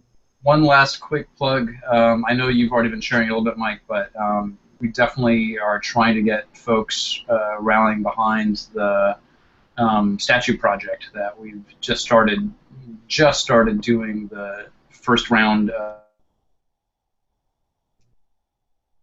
Uh-oh, Niels froze. Somebody talk about the statue project. They're raising funds to have Gage Prentice do a life-size, full-bodied sculpture of Lovecraft to put in Lovecraft Square, I believe. And it's a wonderful sculpture. If you go to the campaign, you can find pictures or visualization of it. It includes a few cats of Ulthar as well as tentacles and whatnots as well. Yeah. I pitched in for that. I'm very excited for that. I linked to that the other day on the eZine Facebook page, but I can't remember. I know it's not Kickstarter. It's. Does anyone remember how to get there? Where it's at? I think I'm back, maybe for the time being. I don't know. Go ahead, Niels. Yeah. For the statue project, I don't know how much I got out before. They talked about the statue a little bit, but I wanted to, and feel free to continue. But I couldn't remember where we sent people, where the campaign is, because I know it wasn't Kickstarter or the other one. I can't remember right now. Well, it's an offshoot of Indiegogo. It's an Indiegogo that is used by nonprofits to raise funds with radically decreased fees, basically, just as a way to try to completely lower all of the overhead related. As Brian and Gwen can tell you, and you know too, Mike, Kickstarters are ridiculous for a lot of the added fees and stuff like that. So this project is very much just essentially putting the hat out there. There are some rewards, but it's not the typical kind of Kickstarter where half of the work goes into just making backer rewards. We're really hoping that people, around the world are willing to kick in $5 or $25 or whatever to try to make this happen and to sort of enfranchise Lovecraft fans around the world. And that's the main idea, but I also noticed there is a really cool thing at certain levels that happens. Yeah, there are a couple of really cool things, and we're trying to think of creative ways. Again, like Brian and Gwen say, like it's all about what you can kind of creatively do to make the participation by supporters a little bit more interesting for them. So one of the lower level things that we have is I can't remember the level, but it might be $25. If you contribute at that level, you'll have your name added to a list that's going to be enshrined underneath the statue. So we hope that that's kind of a nice incentive. At a substantially higher level, I think it's at the $500 level, you can actually write a letter that will be then, and along with a few other rewards as well, will be put inside this tomb that's going to be placed underneath the statue. So an awful lot of people. I'm sorry, Niels. Go ahead. There's also other levels as well that get you different things. Like I think the $100 level, there's going to be a special statue project poster. You have one of two choices: either a poster done by Abigail Larson, who is an amazing artist that probably a lot of people are familiar with, or a poster designed by Dave Felton, that a lot of you know, who's done a lot of for a bunch of us. It does incredible scratchboard work, and we're really kind of thrilled to have both of them involved. I was just going to say that an awful lot of people listen to this now instead of watching, which is fine. But my point is that they don't have a website to click on or anything like that. They probably might be listening in their car. What can they Google? What's the best thing to Google to get to this fundraiser, Niels? Probably if you Google Lovecraft Statue Project, if you put that into Facebook, etc., you can also look at it linked on our website, weirdprovidence.org, and it's shared on various other Facebook pages as well. Oh, okay. Awesome. And our hope is really if we can get, if we can get every Lovecraft fan around the world, even probably to donate a nickel, this thing would fund almost immediately. But there's a lot of them. Yeah, there's a lot of them. But people donating $5. If the large majority of people listening to this donated $5, we'd probably fund, which is remarkable to think about in many ways. All right. Well, thanks, guys.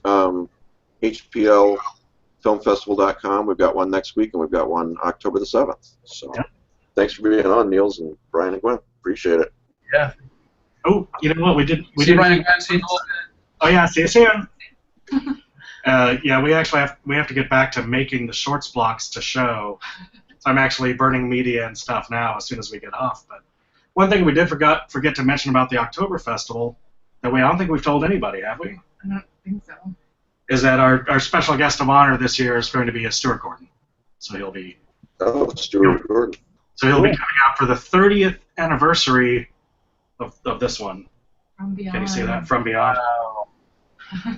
So he'll be coming out to talk about that or trying to do some other stuff too. Yeah. We'll have he's doing he has like a radio play performance by Jeffrey Combs and Barbara Crampton. It's a recording, but we're going to do a special presentation of that. So, should be a lot of fun. And that's at Portland. That's Yeah. Okay. All right. But hey, Mike, thanks for reaching out to us. I know we've been impossible to tie down with our schedule, and it's Oh, no problem. it's really great. You guys are the busiest.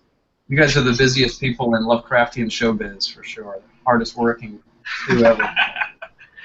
We do work hard, although next year we've made it a little easier for ourselves. So next year you'll no longer see us at Gen Con in Indianapolis. We gave that the heave-ho. This was our last year. But for the sake of our sanity. For the sake of our sanity. But you will see us at Necronomicon Providence. So we are throwing our hat in with the folks out there on the other coast. All right. Thanks, Which guys. is pretty cool. Appreciate yeah, it. thank you. Thanks, Mike. Thank you again. Thank you. See you guys. Have a good All one. All right, take care. See Bye, y'all. guys. Bye. See ya. All right, so Philip Fracassi, you emailed me the other day, and I'm not going to quote this because I think it was a Facebook post that someone made to just their friends. I think a lot of friends, but it still wasn't a public post. Am I correct with that? Correct Yeah. on that? All right, so and I'm going to let you take it from here for a bit. Well, we both go back and forth, but the gist of it is, I'm looking at the post right now, and my copy of the post that you sent me, and the gist of it is that an author opened up his ebook royalty statement.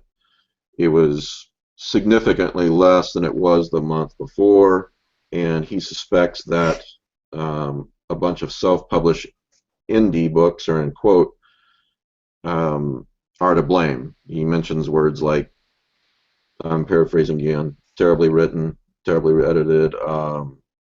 Again, I don't want to quote this because I don't feel I have the right to do that. But he's basically saying that indie authors are, I'm seeing this as they're terrible, and a lot of their books are terrible, and they're the reason why my paycheck isn't as big, because they're not going through publishers, and he talks about that too, that they're not paying their dues and getting rejection slips and things like that. They're going the indie route. So, and I know you and I found that pretty interesting. I did find it interesting. Yeah, and it's not about that one writer or about that one post, although it's a great example and a great embodiment of an issue that I have sort of stumbled backward into being a bit of a harbinger for. But it shocks me in this because you're one of those awful. Huh? You're one of those awful. I am. I'm one of those awful indie writers. Yeah, but the thing that shocks me about, nutshelling quickly, I think when I first joined this community, probably just under a couple of years ago, and started meeting people and getting involved, and it quickly became evident that there's a lot of little camps, and it quickly became evident that there's a lot of levels where there's a bit of a class system, and it really surprised me, and it really caught me off guard, because my background is screenwriting, and my background is the music industry. I was in the music industry for almost 10 years. I owned my own business for almost 10 years. And in the music industry, which I and Kelly were talking about, it's a great kind of way to show an alternate example of how kind of ridiculous this is. It's the equivalent of being an indie band and playing out of your garage or playing in small bars and having a small label come up to you and say, hey man, I really dug your stuff. I want to put together a CD and sell it. We'll make the CDs in my garage and I'll sell them for $10 on my website, or I'll sell them at concerts or whatever. And this happens all the time. This is what indie bands do. This is how they get their name out. This is how they get their music out. And it's like that happening, and then Radiohead coming out and making a statement that these indie bands are screwing up their record sales. It's that mind-bogglingly stupid. And in another example in the same vein is the artist example, which is an artist telling another artist to stop creating. An artist telling another artist to stop trying and stop doing what they're doing to build their name or to get their work out. In my opinion, just my opinion, that's not an artist, because an artist would never tell another artist to stop creating or do anything to deter another artist from creating or from succeeding. You could make the example in the world of artwork. There are artists who I know, painters, photographers, who show their work in coffee shops, who show their work in pop-up galleries, and that's how you build your name. That's how you get your work out. The work may not be good. The work may not be popular, but in no way, shape, or form are you hurting anybody. It's your work. It's what you want to do, and that's one of the things that I kind of got. Again, sort of fell backward into it early on. Was I was really surprised at the vehemence against somebody like me putting my work where I wanted to put it. It wasn't hurting anybody. It wasn't affecting anybody else's sales. And also, if I can interrupt, kind of looking down on someone who chooses to publish with, say, a self-published writer, and even looking down at some of the small presses, but especially self-publishing. Well, it's a difficult problem to put a pin into, because everybody has their own rationale behind why they don't like it. For some, it's you're not paying your dues. You didn't suffer as much as I did. For some, it's it's too easy for you. It's the get off my damn lawn, you crazy kids argument, which is it's just too easy for what people to do with their. But what they don't understand is people were doing this before. Joe Hill had a short story that was put out by, I can't remember the name of the Coffee House Press or something. It's a little stapled pamphlet. I owned a bookstore for 7 years, and I had people bringing me stuff in that they were Xeroxing, and I was selling it. So it's not like... I can only imagine how Stephen King, his dad suffered when Joe did that. Yeah, it probably affected his sales. Yeah. And I don't, it's probably just my personality, or it's probably just the way I am. But I don't see I'm kind of a rising tide lifts all boats kind of guy, and I think that there's no reason or rationale why, if you're an artist and you know, good Lord, it's so hard to be a writer, it's so hard to be an artist, it's so hard to create, and you're in a vacuum, and you typically, like me, probably have an eggshell-like ego, and when somebody pushes back at you and tells you not to do something, or tells you that what you're doing is stupid, or what you're doing is wrong, or that what you're doing is hurting them, it shocks me, because what they should be saying is, what you're doing is great, what you're doing is amazing, keep it up. Like, who cares if it sucks? Who cares if 15 people like that story? Then 15 people like that story. God bless them. Let them write the story. Let them show it to those 15 people. Who cares? And if it is terrible, let him continue, him or her continue to build their skills, whether it's, well, we're talking about writing. Well, I mean, but be honest, just like, how important is this guy's opinion anyway?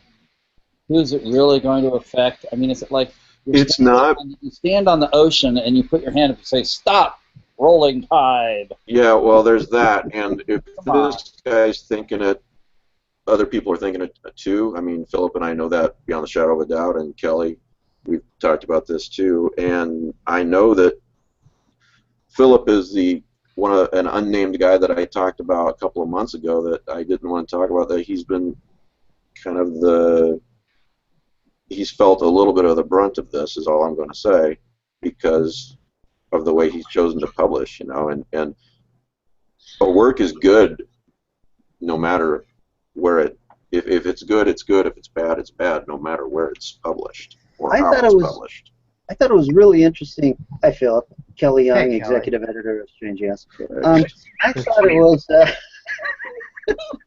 I thought it was. I need really a title. Please say that every time before you speak, because I want the listening audience to know. You need to acronym it. Problem. You need to acronym it, so No problem. Rolls off the tongue.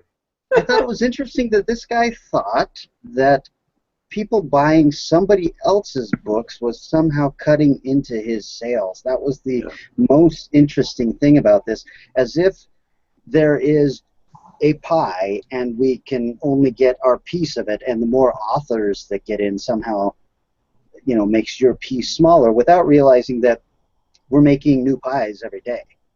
Well, Kelly, honestly, your short film, The Package, what was it called? Took $30 or $40 away from the new Star Trek movie. Oh, if we had made $30 or $40 on it, we would have broken even. So. Yeah. First of all, number one, I would go with ESA for just say that as an acronym. Right. Executive Editor Strange Youngs. Secondly, I think there's a jealousy aspect here, a huge one, with the people who kind of berated Philip a while back, and also with this unnamed gentleman that we're talking about that wrote these words. And he's making a lot of assumptions, like you said, that this is actually affecting him, what other people are doing. Something's going wrong in his life, right? His sales are down, so he wants to blame other people instead of finding a solution. That's what struck me. More me of desperation. Oh yeah. I mean, too. It's like, realistically, if you want to sell more books, write better books. Well, not even write better books. I mean, the assumption that somehow what somebody else is doing is going to affect what you're doing is just mind-boggling to me. But what it really comes down to, if you guys, and I'm sure that Philip is at least, familiar with Jeff Strand and the guys who are really making money with the ebook revolution, which kind of fizzled out, it's just a thing now. Are those guys who sell dinosaur porn? and Jeff Strand and J.A. Conrath and all that, they just realized that to make more money, they had to put out more product, because they had a certain amount of people who would always buy their stuff. And if it started slowing down, that meant that the people who liked their stuff had already picked up everything they had. And so it just meant, I need to put out more product. It's not necessarily write better books, because a lot of these guys who are self-publishing, are fantastic. Mike Bartlett, are you going to tell Mike Bartlett to write better? I mean, Matthew. Or Matthew, sorry, thank you. Yeah, Matthew Bartlett, and yeah, I've he's had a self-published. What a great writer, you know. You know, Exactly. can I go back to something that Philip said a minute ago? Philip, you know, you pointed out that writing is hard. It's very difficult, and even if you enjoy it, even if you love it, even if you revel in it, it's still hard. And writers, like everybody else, are self-justifying creatures. Writers more so than most people, because what we do, especially, I don't know how the United States compares to other places in this regard, but it's hard to justify being an artist in the United States unless you're making as much money as Stephen King. It's really hard to say, I'm a writer, and if you don't make a full-time living from it, at least make a full-time living from it, people don't take it that seriously, and you have to keep explaining to them what you're doing. So writers are self-justifying, and they have a certain amount of anxiety. We all have a certain amount of anxiety. When is the next person going to ask us, what the hell are you doing with your time?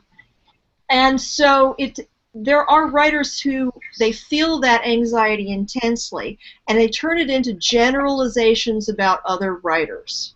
Yeah. They talk about other writers as if, okay, well, if you weren't doing this, then it would work out better for me. Oh, I would be more successful if I could do what I want, I could accomplish what I want. Well, I could get published with somebody who would pay me enough money so that I could explain to my in-laws what the hell I'm doing with my free time instead of hanging out with them.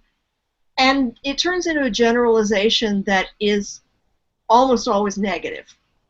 So it's a victim mentality, you know. You just have to kind of, there are a lot of people who have this opinion, and they're welcome to it. That's fine. I haven't seen anybody change their mind about this subject yet. I haven't seen anybody in any of these discussions online change their mind and say, oh, I get what you're saying, I understand it. So I just don't worry about that too much. I think what's unfortunate is that you do have to encounter that at some point, and it kind of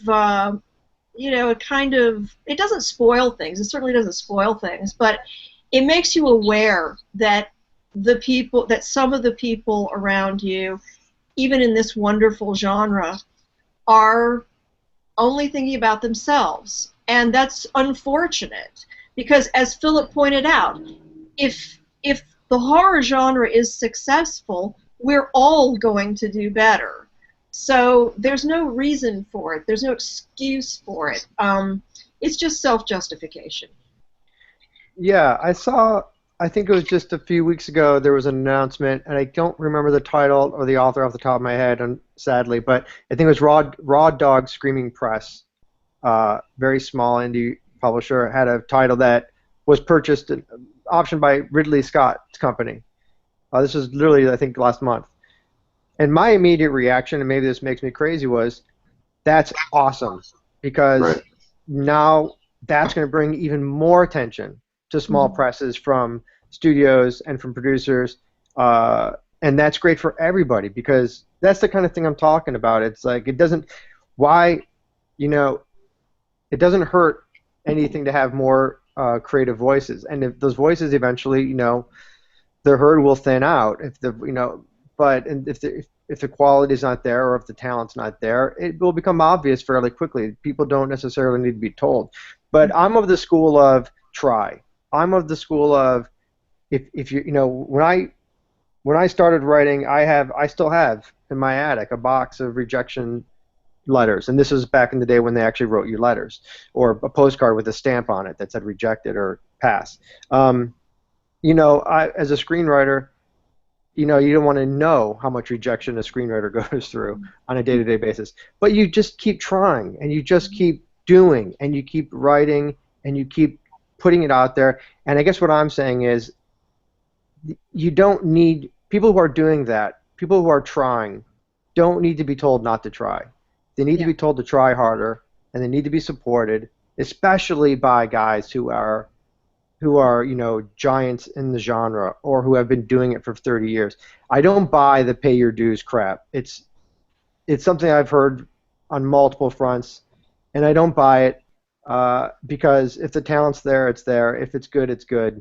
And that's the way it goes. I mean, there are guys who are coming out of college who are getting they're directing $100 million movies or getting paid $1 million to write a screenplay. I've been writing screenplays for almost 10 years, but I don't care. God bless them. When I hear pay your dues, There are a million things out there that I have no interest in whatsoever, but I'm not going to trash them because that's somebody else's work and they're doing their work. Right. If you're not interested, just don't pick it up. Don't support it. Don't back it or whatever. You don't have to trash people. Philip, when I hear they didn't pay their dues, what I really hear is jealousy. Oh yeah. And when I hear, well, I can't, you're not you can't be respected, or if you're self-publishing or indie publishing and so forth, I hear insecurity, so, well, live and let live, that's my motto. Do what you want to do, and I'll do what I want to do. And your life doesn't affect mine. Philip said something interesting there. The titans in the industry shouldn't be saying this. I don't think they are. Stephen King, when he hears somebody doing this, is all about, hey, fantastic, good on you, because he doesn't give a shit. He understands who's making money, and who's making money is him. So he's more than happy to let anybody do whatever they want, as we all should, because your money is your money. Anything that Mike Davis does with Lovecraft eZine doesn't affect anything that I do with Strange Eons. Yeah. Yeah, I mean, why do they care? Except when you do your King in Yellow issue right after mine, you dick. I did. Well, you can blame Joe for that. If editor of Strange Eons. Yeah, if there was a negative thing that happened, it was Joe's fault, and if there was a positive thing that happened, it was my doing. So you might want to speak to Joe Pulver about that. No, but my point being that nothing anybody does affects anybody else, even when you're doing the exact same thing. There's no such thing as a pie that we are all taking a piece out of. Right. And I want to say this, look, from a promotional standpoint, if your sales are going down for some reason, instead of looking out... Are you talking to me? Yes, I'm talking to you. No, I'm talking to writers. If they are, instead of looking outward, look inward to see not even how did I screw up, that's not what I'm talking about, but what can I do to correct this? If something, okay, you got prizes, Matt? Oh yeah, sorry, I've got I know you have to go, so. Sorry to interrupt the discussion, which I'm actually finding very interesting. I have a copy of Lovecraftian Proceedings, the scholarly papers that were released at the 2015 Necronomicon. Right. Cool. A copy. This is just a little, sort of like an illustrated adaptation of the Call of Cthulhu. It's kind of short, but it's an attractive little book. Okay. Thanks for the prizes. But sorry, I got to go now. No problem. Thanks, Matt. I'm hungry. Last thing I want to say on this is really when something negative happens, okay, and your sales going down is a negative thing. You've got two choices. You can complain about it, or you can do something about it. Complaining about it doesn't do anything. So you have to take action, whatever that action might be, to correct the situation. So I don't know. That seems very simple to me, but I also see a lot of people not doing it. Well, I've noticed that when we go to a convention with a bunch of new product, we sell a lot of stuff. And if we show up at the convention with the same stuff we've been selling forever, the people who like our stuff already have that. That's odd. So we don't have really odd. Yeah, weird. I mean, you have to build an audience. You have to continue to develop more.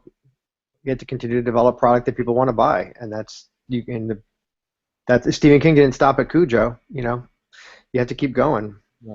So years ago, I ran a bookstore and we did a couple trade shows every year.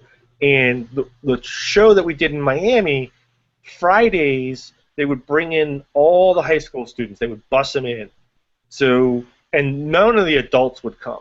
So here I'm trying to sell rare and unusual books at $50 to $1,000 a pop, and I've got 15-year-olds pawing through my booth. It's driving me nuts, right? And I'm not making any money. So what we did was we cleared off one of the tables and we just put boxes of comic books for $1 a pop,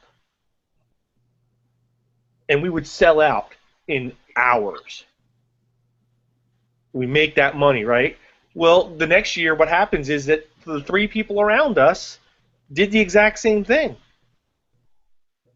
I can't fault them for it, It was a good plan. It's a good idea. So what we actually did is we took our comic books off the shelf for the rest of the weekend, and we had adults come in and say, my kid said they bought a bunch of comic books here. You still have them? Like, yeah. It's like, can I go through it? And there's like, yeah, but we only do the $1 a book, on Fridays. It's, $3 a book for the rest of the weekend. And it's like, they're fine. And there's just, and then the adults are piling up the books. But so it's in a other strategy. words, when the next table started copying you, you could have railed against it. Instead, you find a way took to action. take advantage. Adjusted. Yeah. Constantly adjust it. And, if your ebooks aren't selling, I see it all the time. New artwork, repackage it, put it together with something else. You'll do something. Motivate your buyer to come out and get it. Bundle it with a new product. Yeah, that's a good point. Kelly was saying put out more work, and he's not wrong. But also promote differently. Promote in a different way. Promote better. There's a lot of different things you can do. Or you can give up, and you can yell, get off my goddamn lawn, I thought of this first, Or you punk kids come along and do what I've been doing for 30 years, and you don't deserve it. So, but that won't get you any more money. This all happened, when the ebook, I'm sorry, not even ebook, when online dealing for rare books started, you saw the same thing. The brick and mortar stores, that would put out catalogs, scream bloody murder. But they all learned to adjust very quickly. Yeah. Philip, anything else you want to add before we finish up for the night? No. I guess I feel sometimes like, I guess the reason I bring this stuff up, and maybe I shouldn't, a lot of people advise me to maybe just keep my mouth shut and, be cool, but I don't know, I guess I bring this stuff up because I do feel like there needs to be, somebody needs to respond when these things do happen. I think it's good for somebody to respond, and I think a lot of new writers don't feel comfortable doing that. Luckily, I'm stubborn, and so I do. But and that's really the only point. God bless these guys. I hope everybody does well. I want that author to sell twice as many ebooks as he did last month, and I want 10 new writers to come out with ebooks next week. Maybe there'll be one great writer in there. I'm a big believer that everybody can succeed. That's a big ocean. But yeah, you gotta get out there and you gotta work. You gotta hustle. You gotta write. Okay, so last thing, and then we're gonna sign off. Is Pete saw a movie called, God help me, Sausage Party. It says it's Lovecraftian. Yeah. So I went fishing Saturday morning, and the guy I went fishing with had gone and seen Sausage Party Friday night, and he says, "Oh, by the way, it's a Lovecraftian horror movie." And I'm like, "You gotta be good Lovecraftian horror movie?" Well, okay. Well, it's a comedy. It's a Seth Rogen film, so it can't be. Don't expect a lot. But I like Seth Rogen. I like Seth Rogen, but the jokes are offensive on about 12 different levels. So it is a good movie. I laughed my ass off, and my God, it is a Lovecraftian horror film. But it's funny. It's funny as all hell. There's nothing. There's no Lovecraft tie-in. There's no Cthulhu or anything like that. This cosmic horror, you're saying. It's cosmic horror. Fine. Yeah, we'll call it that. Okay. There are evil gods that devour the main characters. There is a quest through an Arctic wasteland where monstrous tentacles and things that should not be named are frozen to reach a book of forbidden knowledge that has the potential to destroy the world. Yeah, it's Lovecraft. Yeah. There are drugs that cause you to see into another dimension. And where can people find this? Is it only on DVD or is it on Amazon for rent? This is in the theaters right now. If you have It's a big movie. Big it's movie. in the theaters. Oh. It's a big I'm movie. gonna go see it. Based on that description, I'm gonna go see it. If you have children under the age of 17, do not take them to see this movie. If you are easily offended by drug humor, ethnic humor, sex, and sex, do not go see this film. I have a question, Pete. Yes. So the food is all alive in this, right? Yes. So at what point does the living pig who is killed to be turned into the living bacon, when does that switch happen? I don't know, but there's room for a sequel. There is a setup for a sequel. So I'm assuming that wasn't a spoiler, so. No. Let me put it to you this way. One of the minor villains is a douche. Wow. Not, he is a douche. Not figuratively. Yeah, not Okay. literally. All right. Okay. All right. So on that eloquent note, the eloquent note of Sausage Party. Sausage. Thank you everybody for listening and/or watching, and you'll have to rewind to hear the prizes because I don't remember them. I know one of them was it was a small book, Call It Through. I can't remember the other thing. Lovecraft Proceedings or something like that. Yeah. Anyway, Lovecraft eZine prizes at gmail.com between now and next Sunday. Email me and I'll randomly choose a winner. Put the title of the book or as close as you can remember it in the subject if you would. So that helps me. I'll use random.org to choose a winner. So thanks guys. Really, Philip's going to be on later in the month as a guest. Philip, I really enjoyed meeting you. Well, as close as in person as we're getting here. Right. Thanks, Mike. Really glad you're on the show. So. Yeah, be back in 2 weeks. Yeah. So thanks, everybody, and we will see you next week.